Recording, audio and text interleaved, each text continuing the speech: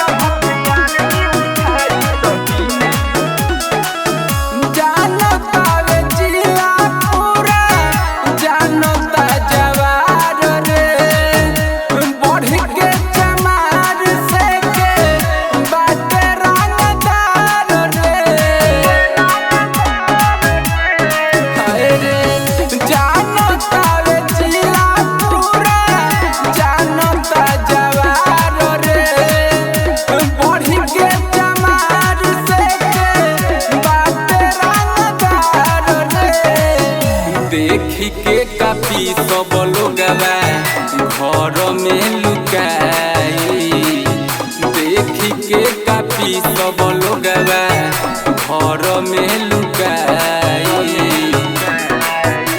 चमार जी के लड़का हथियार ली उठाई तो दिने दोपहर में मर्डर हो जाए। चमार जी के लड़का हथियार के उठाई तो दिने दोपहर में मर्डर हो जाए।